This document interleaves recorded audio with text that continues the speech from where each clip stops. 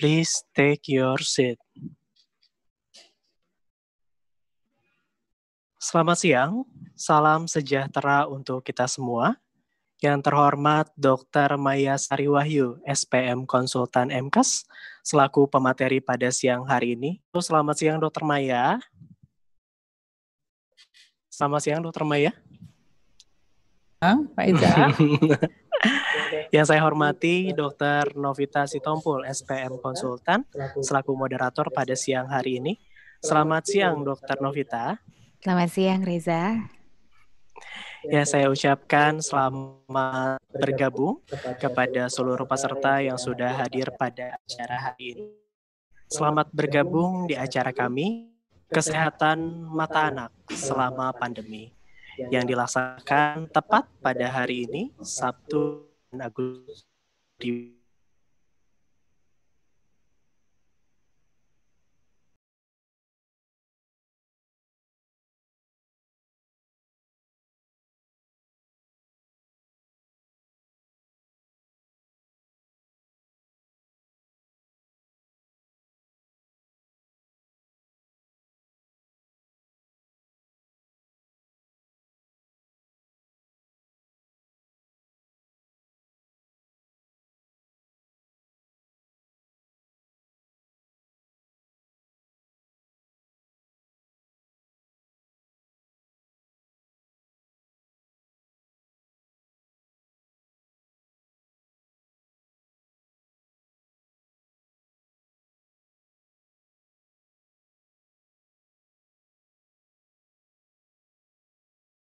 Mata Bandung Eye Center.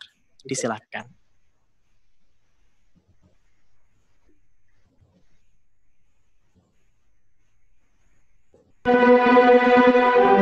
Mata adalah jendela.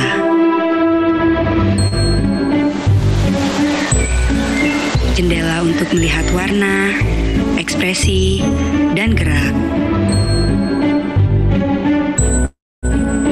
Tiap momen yang ditangkap melalui mata menjadi bagian dari diri kita. Dan akan terus kita bawa sejak langkah pertama hingga usia senja. Di Bandung Eye Center, kami bekerja keras untuk memberikan kenyamanan bagi Anda dalam melihat dunia dengan lebih warna.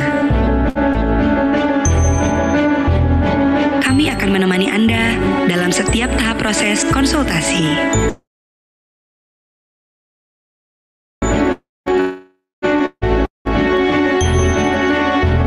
Karena kami percaya bahwa komunikasi yang baik akan membuat kami lebih mengerti kebutuhan Anda. Dengan teknologi yang kami miliki, Anda akan mendapat penanganan serta perawatan dengan standar internasional. Sehingga Anda tak perlu lagi terlalu jauh mencari solusi bagi kesehatan mata.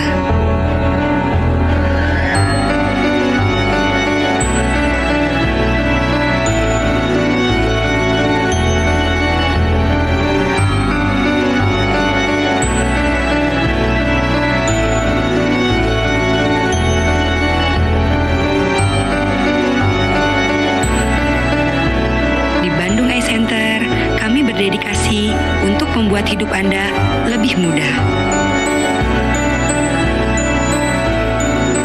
Kami ingin Anda dapat lebih banyak menghabiskan waktu bersama orang-orang tercinta.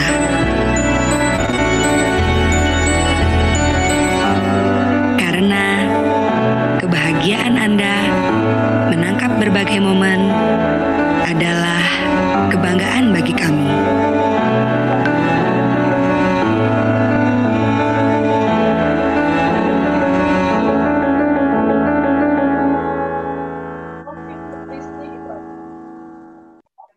Selama masa pandemi COVID-19, Rumah Sakit Bandung Eye Center selalu hadir untuk Anda.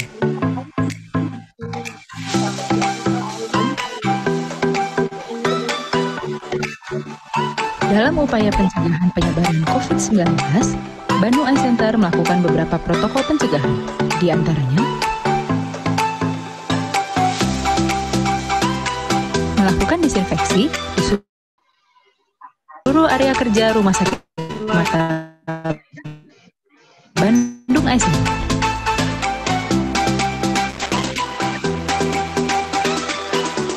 Semua protokol pencegahan COVID-19 di Rumah Sakit Mata Bandung Eye Center sudah sesuai dengan peraturan yang berlaku.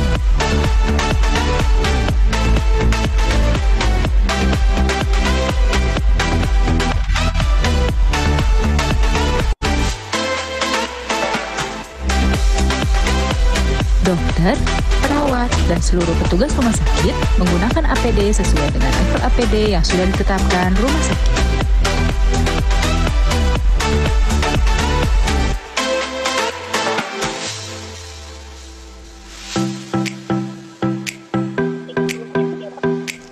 Sebelum Anda memasuki Rumah Sakit Mata Bandung Eye Center, Anda akan menjalani proses screening COVID-19 yang dibantu oleh petugas.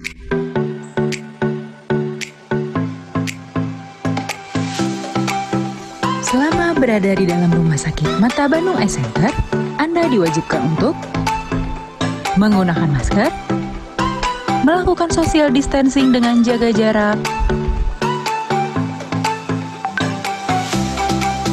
dan selalu mencuci tangan Anda.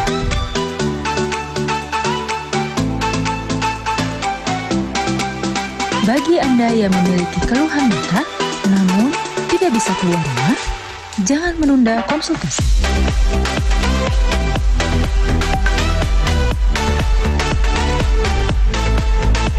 Anda dapat melakukan konsultasi online dengan dokter-dokter spesialis mata dengan sangat mudah.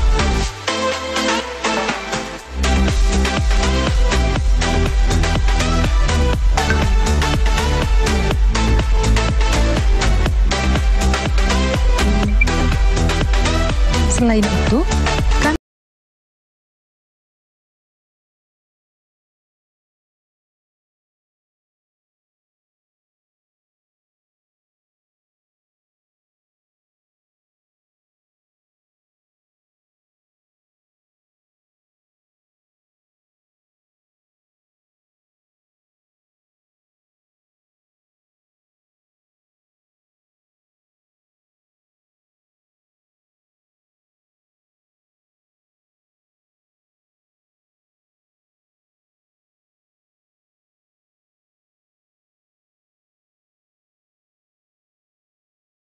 Rumah Sakit Mata Bandung Eye Center.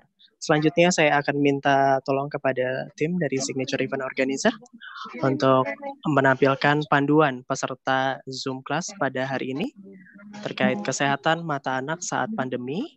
Akan dilaksanakan pada hari ini mulai pukul 1 sampai dengan pukul 2 sore. Yang pertama, pastikan terlebih dahulu bahwa koneksi internet Anda cukup cepat dan stabil. Pastikan Anda juga telah menginstal aplikasi Zoom versi terbaru keamanan. Tidak ada pendaftaran sebelum acara dimulai. Pastikan nama yang tertera dalam Zoom Anda adalah nama asli. Nama yang tidak tampak sebagai nama asli tidak dapat diikutsertakan dalam acara kami. Silakan bergabung di link Zoom dan seluruh peserta nampaknya sudah mulai berada bersama kami bergabung di Zoom Class pada hari ini. Sebelum acara diwajibkan dan dimohon kepada seluruh partisipan, saya mohon kepada seluruh partisipan selama acara diwajibkan sound system Anda dalam keadaan mute. Sekali lagi saya mohon sebelum acara kami lanjutkan, pastikan sound system Anda dalam keadaan mute. Dan bagi yang ingin menanyakan langsung, bisa menggunakan fitur raise hand atau dapat melakukan chatting yang nanti akan dipimpin oleh moderator. Baiklah, kita berlanjut ke acara selanjutnya, yakni sambutan yang akan disampaikan oleh tim dari Bumi Nala yang akan disampaikan oleh Dr. Pratami Dia Herliani. Disilakan. Ya. Tes. Ya. Assalamualaikum warahmatullahi wabarakatuh. Ya. Yang terhormat Kepala Direktur Bandung Eye Center Bandung, kemudian yang terhormat Dr. Maya Sari Wahyu, spesialis mata konsultan, kemudian Dr. Novita Sitompul, spesialis mata konsultan, teman-teman dari Signature IO, dan juga semua peserta hari ini yang sudah berpartisipasi di acara kesehatan mata anak selama pandemi. Ya, sebelumnya perkenalkan, nama saya Tami. Saya dari tim Buminala. Jadi sedikit cerita, Buminala merupakan sebuah penerbitan buku. Kami berfokus di bidang kesehatan. Jadi visi kami ingin menyediakan buku-buku yang ramah pembaca untuk masyarakat awam, tetapi juga tetap kaya atas kontennya. Jadi kontennya sudah valid dan juga update sesuai dengan basis keilmuan. Seperti itu. Alasannya sederhana karena ranah kesehatan itu merupakan salah satu ranah yang masih rentan terhadap berita palsu atau hoax, sehingga kami ingin menggandeng para kontributor maupun narasumber untuk ikut menulis dan turut menuliskan keilmuannya sesuai dengan ilmu terkini, seperti itu. Sekilas tentang cerita hari ini. Jadi sebenarnya tema kali ini kami buat atas dari permintaan dari teman-teman komunitas maupun teman-teman orang tua yang sudah mendampingi anak selama pandemi saat ini. Jadi beberapa orang tua mungkin sudah kewalahan dari rumah, berkegiatan di rumah selama 24 jam seperti itu. Nah, satunya yang tidak lepas dengan aktivitas anak-anak adalah penggunaan gawai, khususnya pada saat mereka sekolah atau pembelajaran jarak jauh. Nah, kebanyakan pertanyaan dari mereka adalah seputar batas-batas seberapa lamakah, kemudian apa hal kita bisa langsung berkonsultasi dengan ahlinya, seperti itu. Nah, hari ini kita kedatangan narasumber Dr. Maya Sari, spesialis mata konsultan, dan juga Dr. Novita Sitompul, spesialis mata konsultan. Terima kasih banyak dokter sudah menyempatkan hadir hari ini. Mungkin kalau yang belum tahu, konsultan itu artinya jadi dokter mata. Nah, ini beliau ini adalah gurunya. Jadi pastikan teman-teman menyimak dengan seksama supaya bisa menyerap ilmu sebanyak-banyaknya, seperti itu. Mungkin sekian dari kami dari tim Buminala. Salam hangat dari kami, selamat belajar, dan selamat menyimak materi hari ini. Assalamualaikum warahmatullahi wabarakatuh.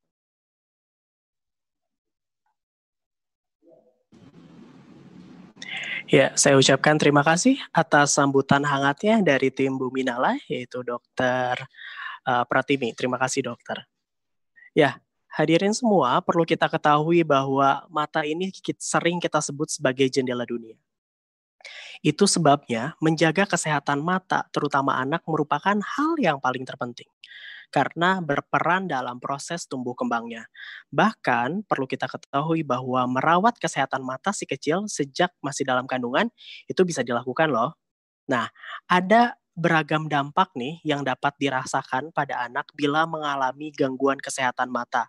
Yang pertama, mulai dari kesulitan dalam membaca hingga terhambat mempelajari berbagai macam hal. Nah, apalagi di masa pandemi seperti sekarang, banyak sekali anak-anak nih yang dituntut untuk melaksanakan kegiatan belajar dengan sistem daring oleh pihak sekolahnya. Bahkan satu anak mungkin dalam satu hari bisa lebih dari 3-4 jam menggunakan gadget untuk proses belajar mengajar tadi. Tentunya hal ini akan menjadi faktor risiko nih yang berdampak pada kesehatan mata anak. Mungkin saja angka penggunaan kacamata pada anak di Indonesia ini akan meningkat. Atau mungkin juga banyak anak-anak yang akan mengalami gangguan refraksi ataupun penglihatan. Nah, untuk lebih jelasnya nih, sudah ada bersama kami Dr. Maya Sari Wahyu, SPM Konsultan MKes di sini, yang tentunya sudah siap memberikan pemaparan terkait kesehatan mata anak selama masa pandemi ini. Dan saya rasa semua audiens yang sudah bergabung sudah siap mendengarkan pemaparan yang akan disampaikan oleh speakers. Namun sebelumnya, izinkan saya memperkenalkan moderator yang akan memimpin jalannya diskusi pada siang hari ini. Ya, moderator pada siang hari ini, beliau adalah seorang dokter wanita juga yang cantik nih, siapa lagi kalau bukan Dr. Novita Sitompul, SPM Konsultan. Halo, selamat sore dokter. Iya, selamat sore Reza. Bagaimana kabarnya hari ini, Dok? Baik, sehat. Baik ya, Dok ya. Ini bertugas sama masa pandemi, Dok ya. nggak bisa langsung musik atau seni. Iya, betul Reza. Ya, dokter juga saat ini aktif bekerja sebagai salah satu dokter di Rumah Sakit Mata Bandung Eye Center, dan beliau juga aktif sebagai pembicara pada pertemuan ilmiah tahunan Perdami ya dok ya? Iya, betul. Hobinya apa sih nih dok? Kalau hobi lari, cuma lari ya? aja. Saya stalking di Instagram juga lari nih ya. Running freak berarti ya dok ya? Iya, running freak. Selama masa pandemi COVID tentunya self quarantine juga? Iya, selama masa pandemi mungkin larinya jadinya bisanya di rumah ya, treadmill. Di halaman gitu juga gitu ya dok ya? Di halaman semacam itu, belum berani keluar. Oke, kita sapa juga Dokter Maya. Saya mau menyapa Dokter Maya. Dokter Maya, selaku pembicara. Iya. Siang, dokter. Pak Iza. Selamat siang, dokter. Siang. Ya. Dokter kan saat ini sebagai pembicara, dokter juga sering aktif tentunya menggalangkan kesehatan mata anak, dan bahkan banyak banget ya dok pasien mata anak di Rumah Sakit Mata Bandung Eye Center ya dok ya? Iya, anak-anak yang datang ke sini. Banyak sekali ya dok ya.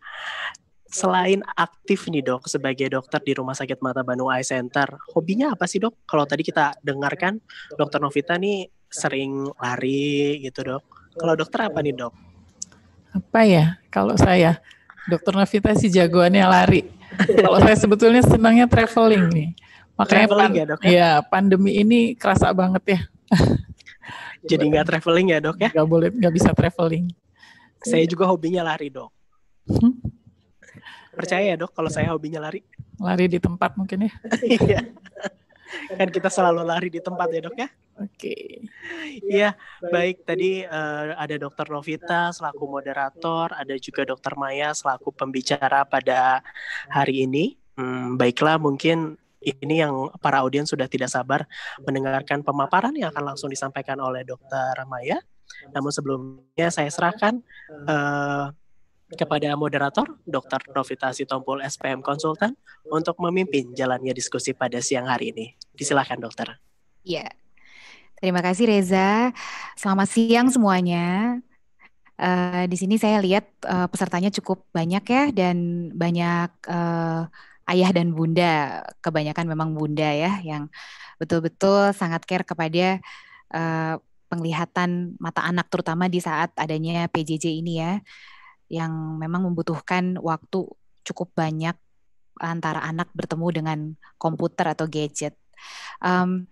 Tadi sudah disampaikan oleh Dokter Tami kenapa diadakan acara ini, dan kita pas banget ketemu sama ahlinya di sini. Izin mengenalkan sedikit tentang Dokter Maya. Jadi Dokter Maya Sari adalah saat ini satu-satunya dokter pediatrik oftalmologi atau kita bilang dokter mata anak di Bandung Eye Center. Beliau itu adalah dokter dengan lulusan di Fakultas Kedokteran Universitas Padjadjaran, begitu juga spesialis matanya dari Universitas Padjadjaran, dan menyelesaikan pendidikan berkelanjutannya di subspesialis anak dan strabismus di India, di Rumah Sakit Arafin. Dan beliau itu sekarang pengajar juga di Rumah Sakit Mata Cicendo sebagai pusat mata nasional, dan merupakan konsultan mata anak juga strabismus, mata juling kalau mungkin bahasa awamnya, di Eye Center. Nah, teman-teman, mami atau daddy atau ayah bunda yang ingin bertanya boleh nggak sungkan-sungkan saja, boleh private ke saya atau ke host, atau juga mungkin chat umum di sini kepada everyone, atau raise hand ya jika ada yang ingin ditanyakan. Untuk mempersingkat waktu, mari kita dengarkan dari Dokter Maya mengenai paparan kelainan mata anak selama pandemi. Terima kasih Dokter Novita. Sebentar.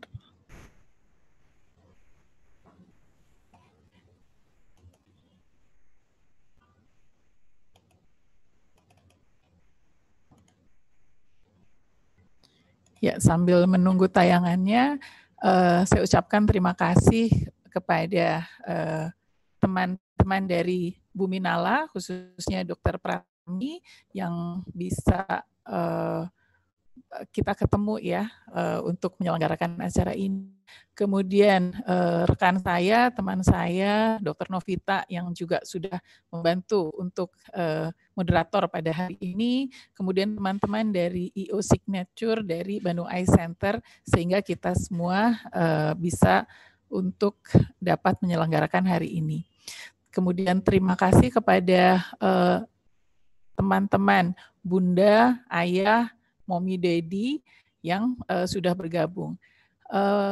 Acara pada hari ini memang kami tujukan pada ayah atau bunda ataupun mungkin pengajar yang memiliki anak-anak atau ingin mengetahui bagaimana tentang kesehatan mata anak khususnya di masa pandemi COVID saat ini.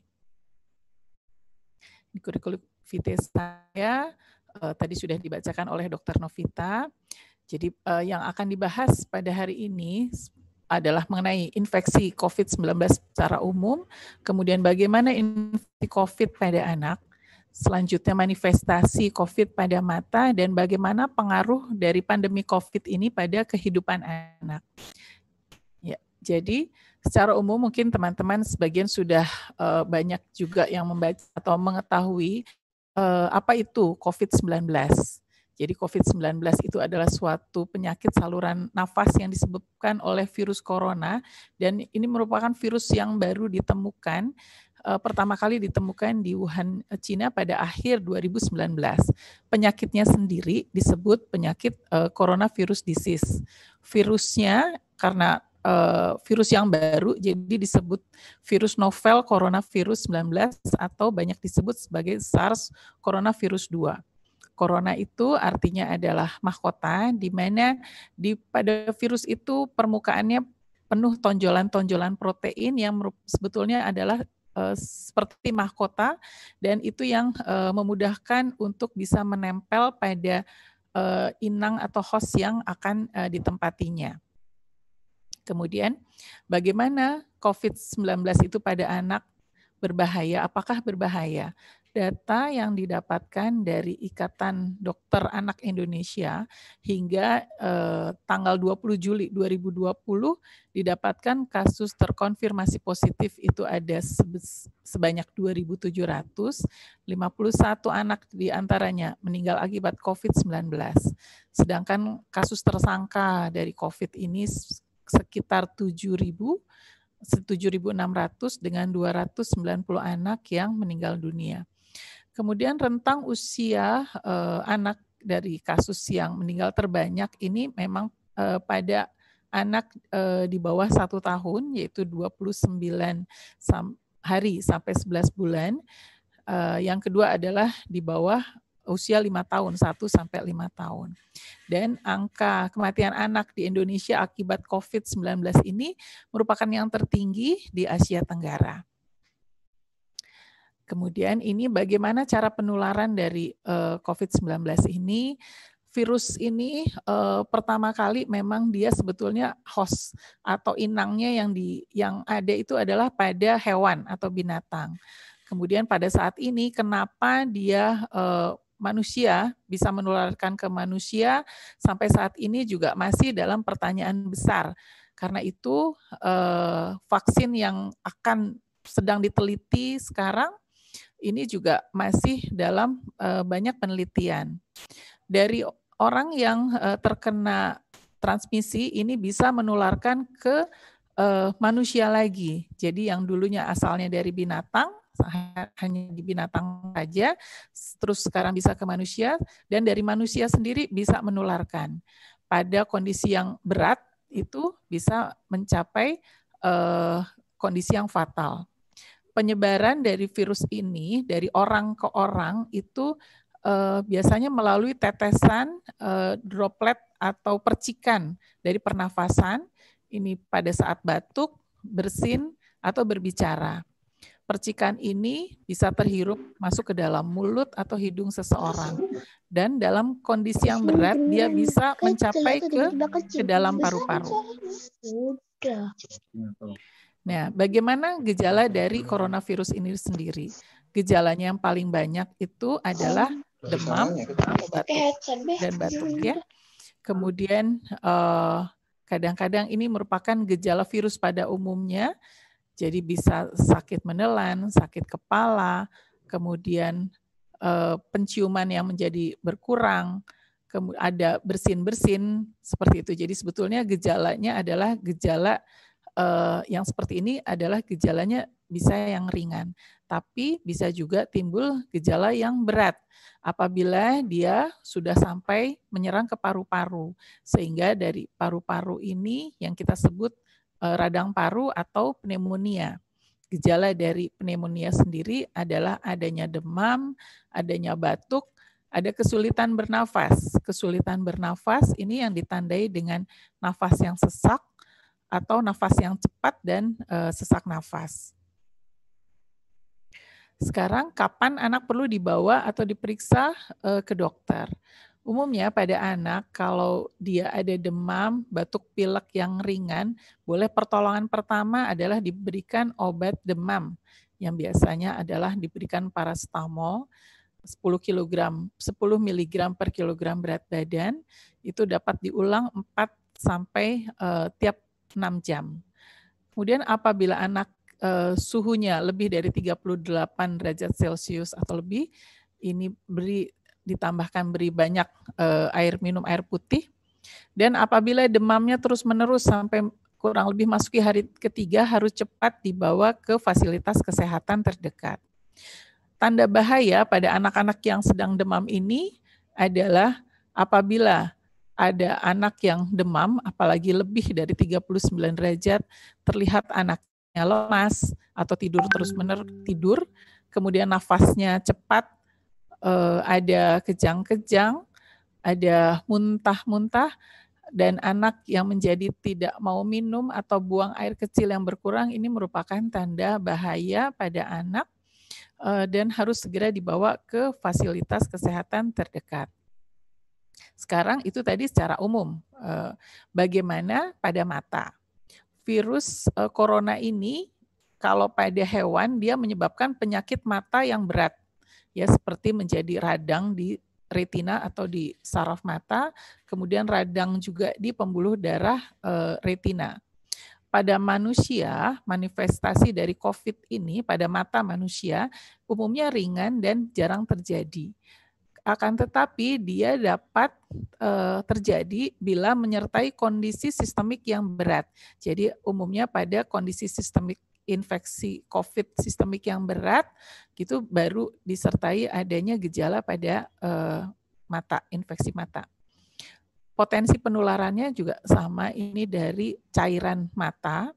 Penularannya itu bisa dari cairan dari pernafasan, terhirup, ada partikel virus yang terhirup, atau adanya perpindahan dari saluran pernafasan, yang di sini karena mata itu dekat sekali dengan hidung, sehingga cairan dari hidung apabila ada yang batuk, kemudian pilek, kemudian ada saluran yang menyalurkan, berhubungan antara saluran hidung tersebut dengan mata, sehingga cairan dari situ bisa juga masuk ke mata sehingga menyebabkan infeksi di mata.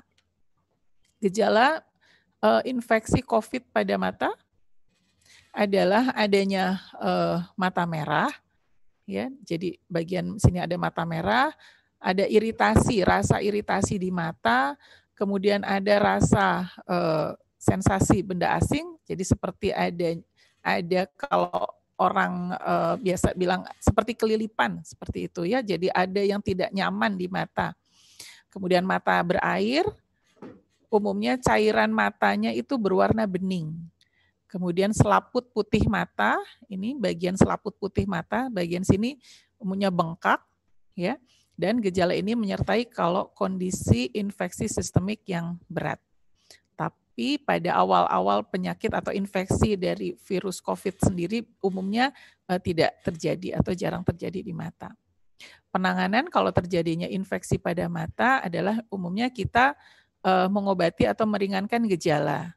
Ya, karena ini juga karena virus dan belum ditemukan obat untuk virus COVID ini sendiri. Jadi umumnya infeksi yang didapatkan kita meringankan gejalanya. Untuk infeksi di mata, kita berikan kebersihan mata. Jadi kalau banyak cairan di mata, kita bersihkan dengan kapas basah. Kemudian diberikan kompres dingin untuk meredakan nyeri atau rasa tidak nyaman di mata. Selanjutnya kita bisa berikan air mata buatan atau cairan pelembab mata.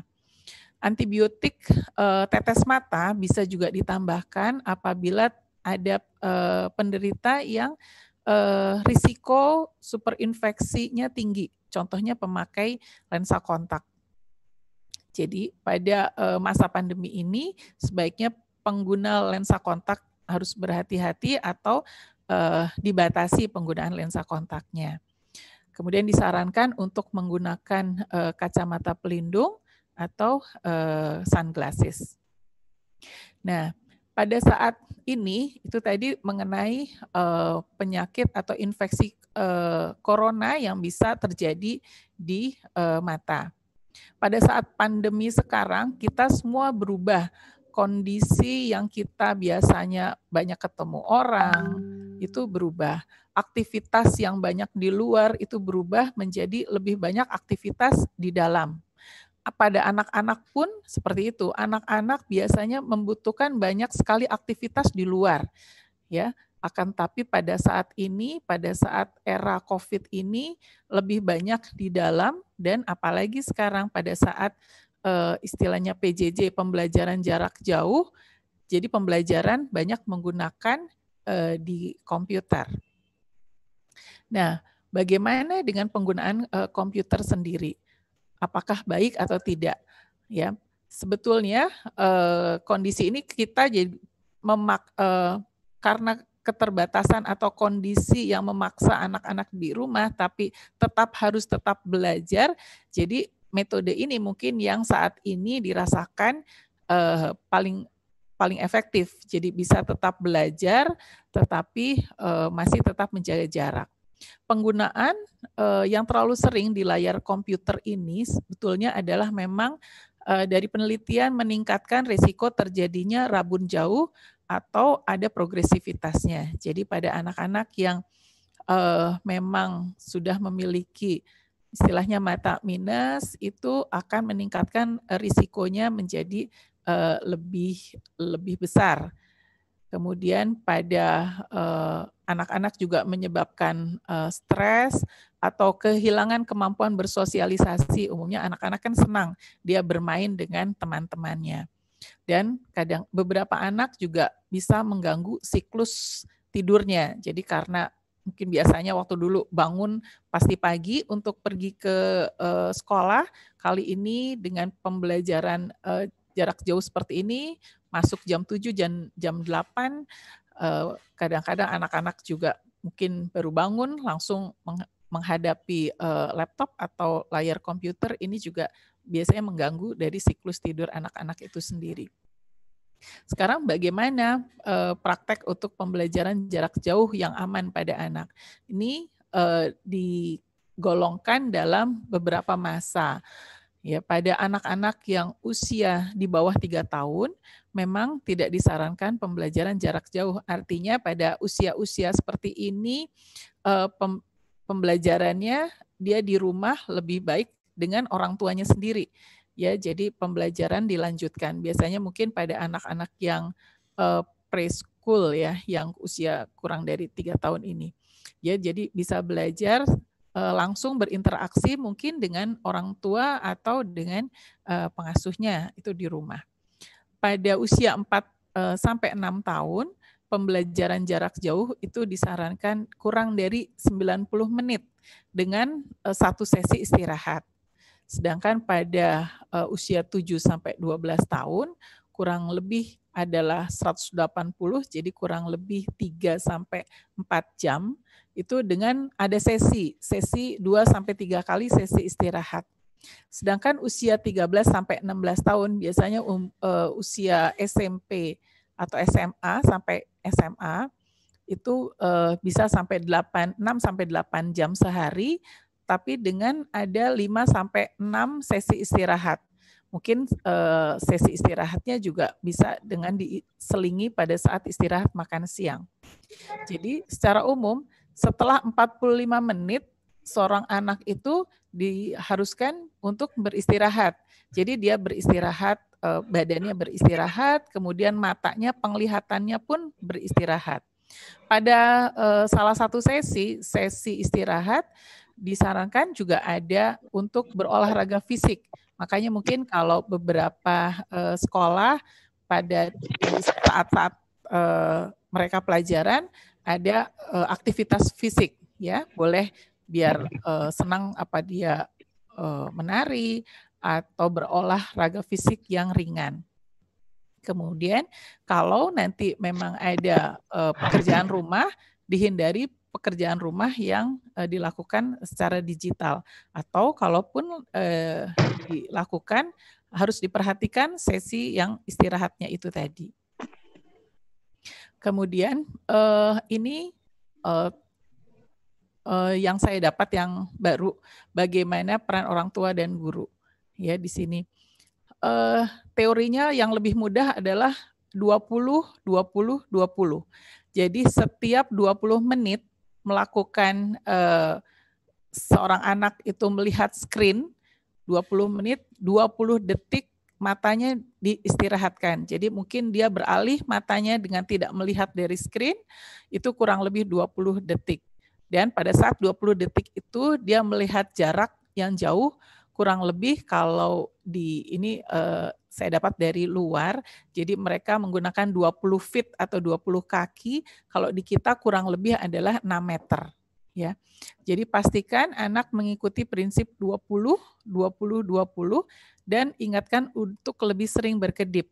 Ya, jadi karena biasanya kalau melihat screen terlalu lama, biasanya kedipan mata tuh menjadi kurang sehingga mata itu menjadi kering.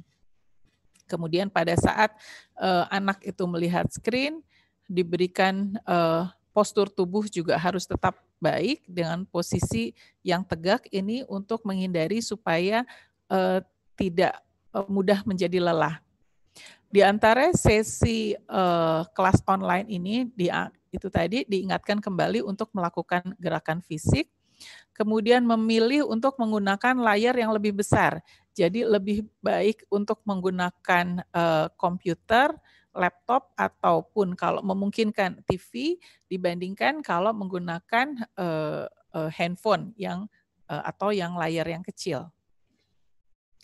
Kemudian jarak antara layar dan anak kurang lebih adalah 30 sampai 60 cm dengan posisi layar sedikit berada di bawah posisi mata. Jadi tidak boleh terlalu rendah sekali atau terlalu tinggi.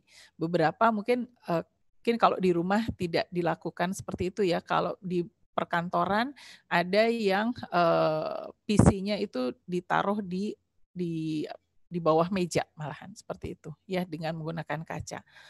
Kemudian kalau ada proteksi, silakan digunakan proteksi untuk layar dan pengaturan terhadap brightness-nya. Biasanya anak-anak itu senang sekali kalau melihat sesuatu yang terang sekali, itu juga akan menyebabkan mata menjadi cepat capek atau cepat lelah.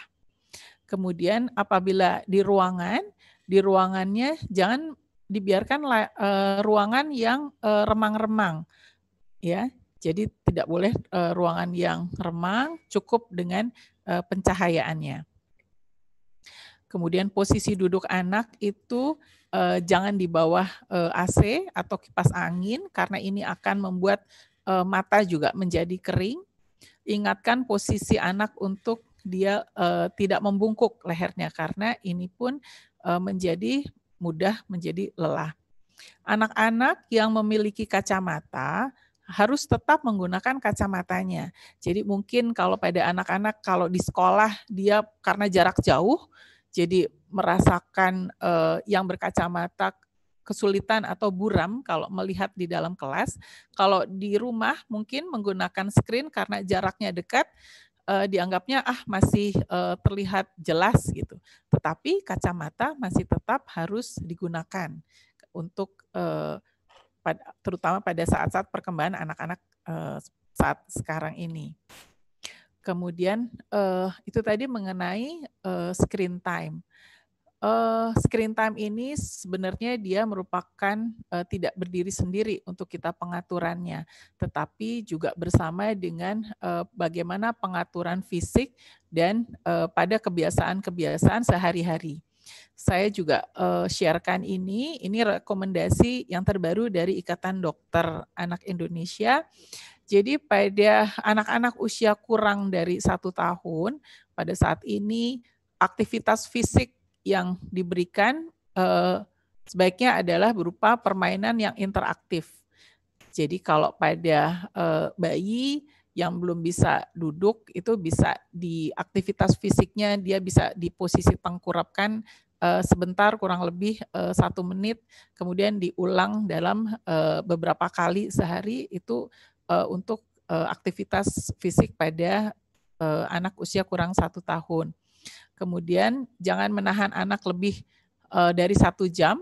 Jadi misalnya si anak itu ditaruh terus di dalam kereta bayi atau kursi bayi, atau beberapa mungkin karena mungkin sekarang orang tuanya lebih sering ada di rumah, jadi si anak itu malah lebih sering digendong seharian. Seperti itu tidak baik. Jadi lebih baik si anak dilakukan juga aktivitas fisik, jadi tidak digendong terus atau di dalam kereta bayi terus-menerus.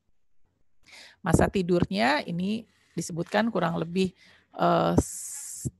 semakin besar memang masa tidur seorang anak itu bertambah kurang, ya. Kemudian pada anak usia 1 sampai 3 tahun, aktivitas fisik setidaknya adalah kurang lebih 3 jam, itu dalam 1 hari dibagi beberapa waktu atau 180 menit. Untuk anak-anak 1 sampai 2 tahun, screen time atau apabila ingin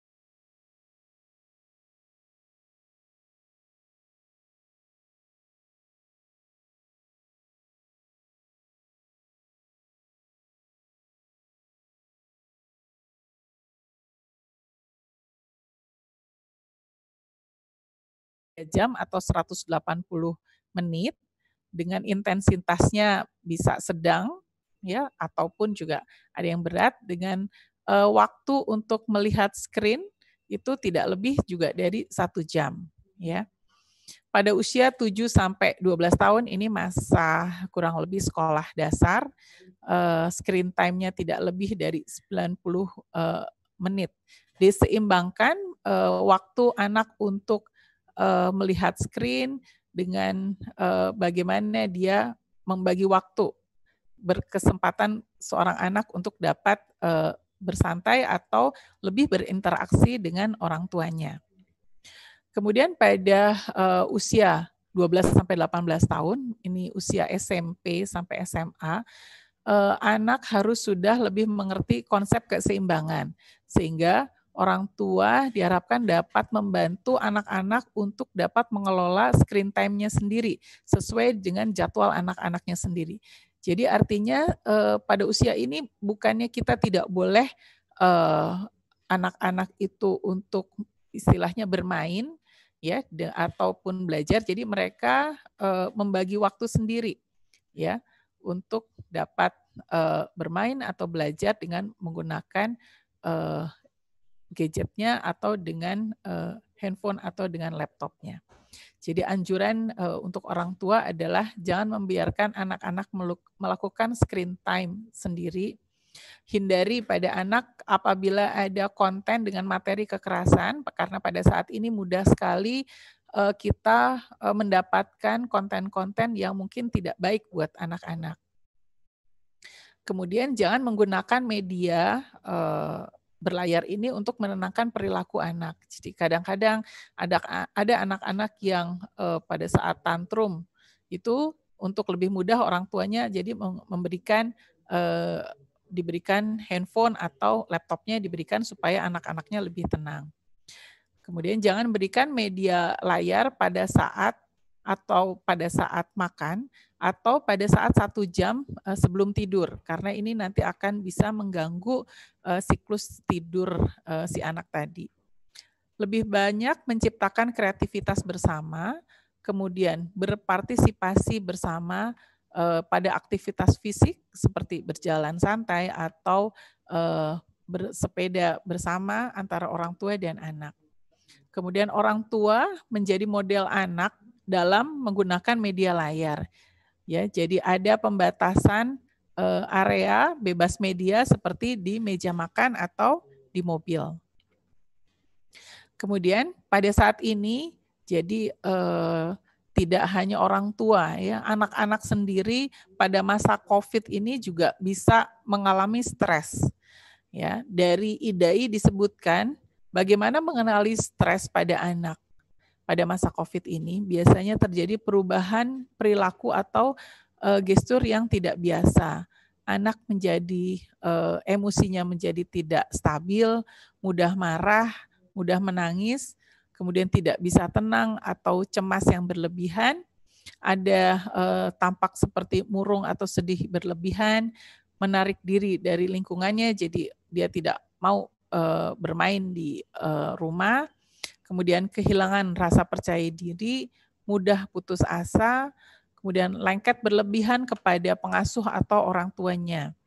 Ada gangguan tidur, sulit berkonsentrasi, nafsu makan yang menurun, kemudian kadang-kadang ada anak yang jadinya mengompol, ya, padahal pada usia pada anak-anak yang sudah tidak mengompol lagi.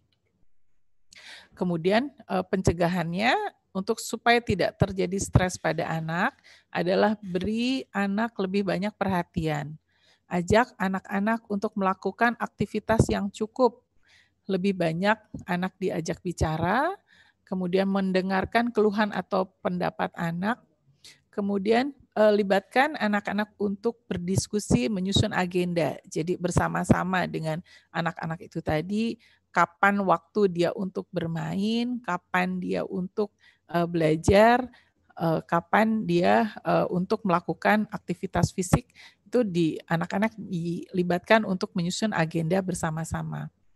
Kemudian mungkin ada juga orang tua yang stres atau cemas melihat kondisi anaknya, jadi tidak ditunjukkan karena biasanya anak-anak lihat orang tua yang panik atau stres, dia tambah lebih panik lagi. Ya, dampingi anak-anak saat bermain dan belajar. Jadi di rumah itu adalah zona tempat belajar, tempat makan atau ruang tidur itu harus dibedakan. Anak-anak cenderung akan melihat apa yang dilakukan orang tuanya. Jadi orang tua juga di sini juga harus berdisiplin. Apabila anak terlalu lama melihat layar komputer itu tadi yang bisa menyebabkan mata menjadi kering, dapat diberikan obat air tetes mata buatan, dan apabila kondisi berlanjut dapat segera dikonsultasikan ke dokter mata setempat. Sebagai take home message, jangan lupa protokol kesehatan masa pandemi ini, ya. Tetap protokol kesehatan secara umum, kita harus rajin atau sering cuci tangan, menjaga jarak, ya, jangan datang ke tempat yang penuh atau yang dengan area yang orang yang banyak. Kemudian jangan sering memegang-megang mata, hidung atau mulut dengan tangan kita, ya. Hindari untuk berjabat tangan. Jadi mungkin salamnya adalah salam apa ya? Kalau ini kayak salamnya ini Thailand atau India. Namaste. Iya, seperti itu aja kita bersalamannya. Kemudian apabila tadi ada tanda-tanda atau gejala seperti orang yang sakit flu, itu jangan dibiarkan terlalu lama, cepat apabila memberat, cepat mencari pertolongan ke petugas kesehatan terdekat. Terima kasih, semoga bermanfaat. Wassalamualaikum warahmatullahi wabarakatuh. Ya. Terima kasih Dokter Maya, menarik sekali ya tadi pembicaraannya. Apa yang Dokter Maya sampaikan saya rasa sangat bagus sekali, lengkap. Terus kemudian sangat tepat untuk kondisi kesehatan mata anak di masa-masa sulit saat ini ya. Tadi saya lihat ada yang raise hand ya. Ibu Evelyn, tadi ada yang raise hand. Mungkin ada yang mau ditanya? Untuk teman-teman, ayah, bunda, jika ingin bertanya, nggak usah sungkan-sungkan. Apa aja dijawab ya. Silahkan chat semua hal yang memang ingin ditanyakan mengenai mata anak. Kadang mungkin nggak ada hubungannya sama pandemi, nggak apa-apa. Tapi untuk menjaga bagaimana biar mata anak tetap sehat. Ini ada pertanyaan dari Mbak Bunda Dina. Selamat siang dok, untuk penggunaan face shield, Dokter Maya. Apakah bisa diganti dengan kacamata biasa atau tidak perlu penggunaan pelindung mata di era pandemi ini? Nah, gimana Dokter Maya? Kan kalau kita keluar rumah, seringkali kan kita memang butuh face shield, disarankan seperti itu. Nah, kalau orang tua mau keluar rumah kan kadang mungkin nggak ada yang jaga anak di rumah ya, jadi terpaksa harus dibawa. Nah, untuk anak-anak gimana penggunaan face shield ini? Apakah bisa menggantikan kacamata biasa ataukah memang bisa diganti dengan kacamata biasa atau memang nggak perlu? Mungkin gitu Dokter Maya, bisa dibantu jawab? Ya. Terima kasih. Ini untuk Ibu Dina ya pertanyaannya tadi. Jadi yang di sini umumnya memang yang harus kita gunakan adalah masker ya. Masker, kemudian face shield itu memang kalau risiko untuk misalkan ada terpercik sesuatu gitu ya dari seorang sih boleh aja. Jadi itu double proteksi. Tapi sebetulnya kalau kita menggunakan masker saja itu sudah cukup. Tapi kalau ingin menggunakan lebih proteksi, menggunakan face shield itu juga boleh, tapi memang tidak diharuskan. Yang lebih diharuskan adalah masker itu tadi, karena penularannya itu kan tadi selain droplet, sekarang juga disinyalir dari airborne, jadi dari udara. Double proteksi sih boleh menggunakan face shield, tapi yang tidak harus. Kemudian kacamata. Untuk kacamata sendiri dia kan memang pelindung untuk di mata ya. Kalau memang kita sebetulnya kalau yang kacamata pelindung itu umumnya untuk seperti kami ini ya, atau yang petugas kesehatan, atau misalkan di rumah ada yang biasanya kalau sakit harusnya dia diisolasi sendiri ya. Jadi kalau ada risiko untuk terpercik cairan itu memang menggunakan kacamata pelindung. Tapi untuk yang tidak ada risiko sebetulnya masker saja sudah cukup.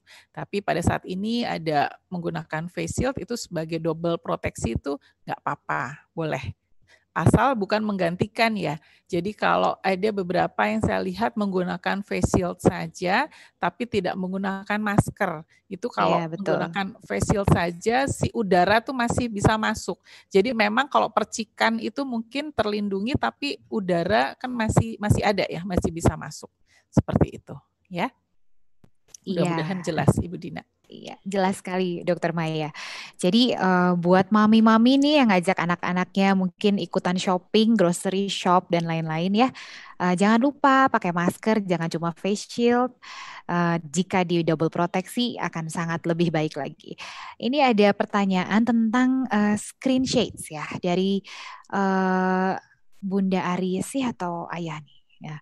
Pokoknya dikatakan bahwa apakah perlu penggunaan kacamata anti blue light? Nah, ini kan memang ada semacam info ya di masyarakat awam bahwa katanya komputer itu ada radiasinya gitu. Jadi supaya kita nggak kena radiasi sinar biru kalau kata dibilang, jadi pakai screen shades. Nah, ini gimana nih Dokter Maya? Ya. Jadi memang pada saat ini banyak ditawarkan ya. Jadi bisa kacamata yang anti blue light, kemudian atau di macam-macam yang ditawarkan. Tapi sebetulnya dari komputer sendiri dia kan sebetulnya dia tidak mengeluarkan radiasi ya. Hanya kalau ditambahkan screen protektor itu boleh saja. Penggunaan kacamata anti radiasi atau yang blue itu tadi sebetulnya sampai saat ini penelitiannya yang pasti itu belum terbukti. Jadi beberapa penelitian membandingkan ya anak-anak dengan menggunakan kacamata biasa atau dengan menggunakan kaca anti radiasi istilahnya, itu apakah ada perbedaan atau tidak. Yang penting adalah itu tadi keterangan ya. Jadi layarnya itu diatur terang dan gelapnya dan redupnya itu. Kalau memang terlalu terang sekali, kita coba dikurangin. Biasanya anak-anak kan senang sekali ya di laptop atau mungkin di handphonenya atau dia senangnya yang terang sekali itu. Itu sebetulnya yang malah membuat mata menjadi cepat capek, cepat lelah ya. Jadi kalau kacamata yang anti blue light sendiri sih buat saat ini belum ada penelitian yang pastinya ya, dan apakah harus digunakan atau tidak sampai saat ini belum terbukti untuk apakah lebih baik atau tidak seperti itu ya. Ya, terima kasih dokter. Jadi begitu Bunda. Jadi kalau kita mau beli kacamata anti radiasi nggak salah juga mau dibeli, tapi mungkin kegunaannya belum bisa dibuktikan karena beberapa penelitian memang ada yang mungkin pro dan kontra, ada yang dibilang bisa, ada yang tidak. Tapi screen shades itu yang dijual mungkin di mana-mana ya, ada yang jual online. Saya rasa tidak perlu kalau misalkan kita bisa mengecilkan kontras dari antara gadget atau screen dengan ruangan. Nah, ini ada pertanyaan dari Bapak Indra.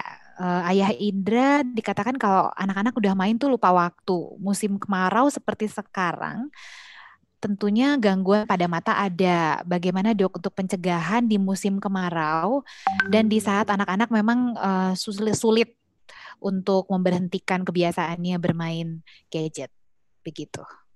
Silakan ya, Dokter Maya. Terima kasih kepada Bapak Indra ini ya. Jadi pada saat ini memang sebetulnya menjadi tantangan ya. Jadi tantangan orang tua ya.